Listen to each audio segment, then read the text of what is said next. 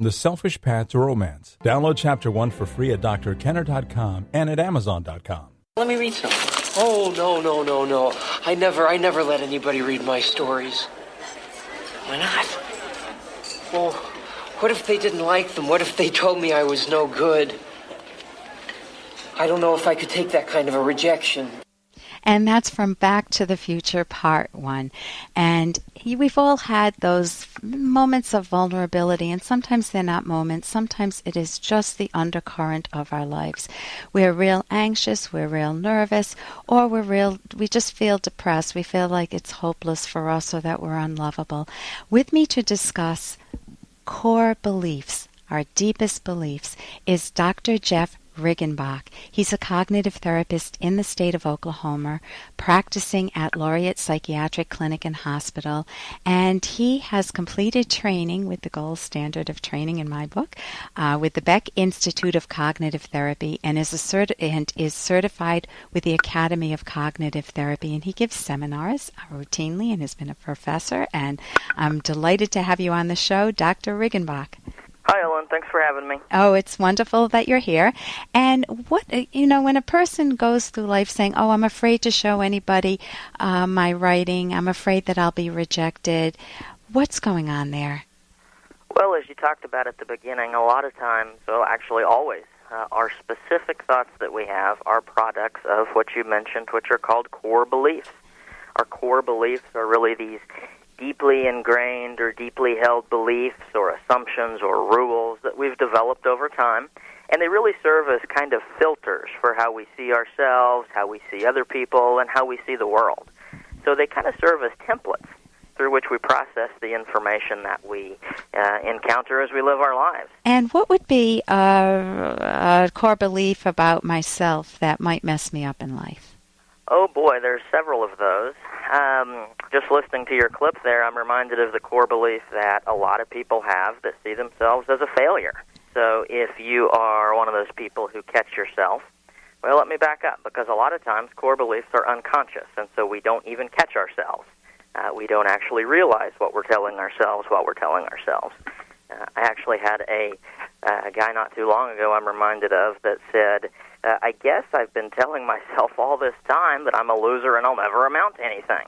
Fascinating. He said, I realized my dad always told me that when I was growing up, but I didn't realize that I continued to tell myself that. And so that belief of a failure is a really big one that a lot of people struggle with. So that's one core belief about yourself. What about a core belief about others that a person might have? Well, some people see others as kind of incompetent or never able to do the right thing. They're so or that stupid, kind of, you can't trust anybody.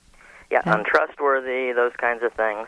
And depending upon exactly what the belief is, you might act in different ways or feel different ways.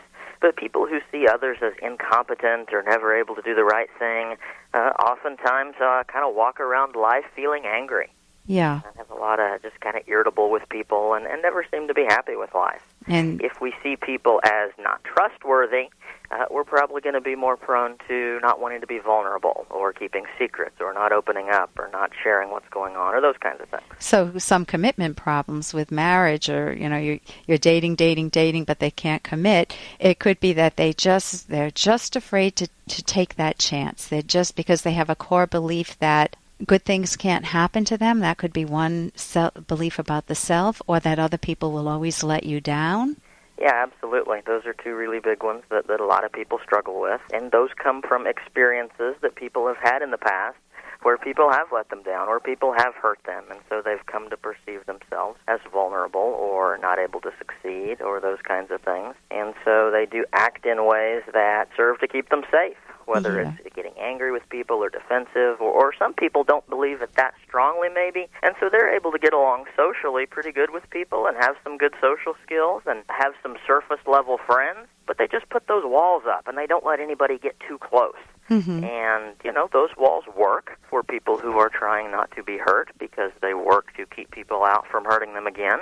But the problem is they keep people out that might hurt them, but they also keep people out that might be able to help them. Right, or friends, potential friends, and they never find out, without taking a risk, they never find out that that not everybody is untrustworthy. Not everybody's going to hurt them. They in order to break through that barrier, to let your wall down, what do you need to do? What would a cognitive therapist do to help a person break down that wall? Hey, I got to interrupt this because we've got to pay some bills. 30 seconds, that's it. A very quick ad, and then Ellen will be back. Romance. Ugh, I wish guys knew more about what we want from a relationship. Boy, I wish I knew more about what I want. Where's that ad I saw? Here it is. The Selfish Path to Romance. A serious romance guidebook. Download Chapter 1 for free at selfishromance.com and buy it at amazon.com. The Selfish Path to Romance. That is interesting. In order to break through that barrier, to let your wall down, what do you need to do? What would a cognitive therapist do to help a person break down that wall? Well, you're right. It is a matter of start being willing to take a small risk and maybe identifying one person that is currently in your life that you think might be worth taking a small risk for. And a lot of people aren't willing to take that risk, and so they live their entire lives with their walls up and keeping themselves safe, but never really experiencing any intimacy or happiness or joy or support or those sorts of things. And sometimes blaming it on the world. Right, it's everybody else's fault. Everybody else's fault, if only. That's always the easy answer, isn't it? Right. So what are some other common destructive beliefs about oneself that we carry around? Well, I mentioned the vulnerability belief. A lot of people see themselves as being vulnerable to harm or unsafe. I'm thinking of a lady that I've been working with who's in her 30s, and she was abused by her father and went through kind of several other horrible things growing up that caused her to see herself as vulnerable and the world as unsafe. And as recently as last week, her husband kind of reached up to the refrigerator to get out a jug of milk, and in the corner of her eye, she saw a hand go up. Mm-hmm. Well, because those two beliefs were filtering it in such a way that, gee, when somebody raises their hand, I'm in danger. Yeah. She still flinches to this day. And so because she filters kind of everyday events in that way, she perceives there to be danger in many situations in life when there really isn't any actual danger. So what she would need to do is to really work and see her husband raise his hand 100 times or something, or other people raise their hand, and realize that there are two categories. One where the hand will come down and hit you, but that was from her childhood. And another category where people are just getting a jug of milk, or just doing something that is non-harmful, or even going to shake your hand. That's right. Or throw confetti. That's right. And you can do those sorts of exposure techniques, they call them, doing those things over and over and over and having them look at how they're thinking about it in each situation. But yeah, I mean, the goal is to help them realize that just because certain things happened in the past with certain triggers doesn't mean that they'll happen in the present. So if a person feels unlovable, or feels that they're a loser, or feels somehow inferior or defective, or feels like a failure, they don't have to go through life having that unchallenged, as if that's just the given. They could go see a cognitive therapist such as yourself. This is Dr. Jeff Riggenbach, and they could work on these skills so that they would learn. They could work on these problems so that they would have a whole skills basket that would help them put their lives back together in a much better way. No, absolutely. That's one of the things that I love about cognitive therapy, is that it gives people hope. People that thought that maybe their life was hopeless or that they didn't have any hope. And they've kind of struggled with the same sorts of feelings, depression, anxiety, irritability, whatever hurtful emotions they've experienced over and over and over, and so they assumed they would always have to feel that way. And a lot of people who work with this sort of therapy come to see that they don't have to continue to feel those feelings, and they don't have to live the life in the way that they've been living it previously. Right, and what I love so much, this is Dr. Jeff Riggenbach, a cognitive therapist, but what I love so much about cognitive therapy is your comment that the job of a cognitive therapist is to work our way out of a job, meaning we teach the clients thinking skills, the method to challenge negative ideas or problems in their life so they can embrace their life and love it more. Thank you so much for being with me today, Dr. Jeff Riggenbach. Thank you for having me. I'm Dr. Ellen Kenner. See you again next week.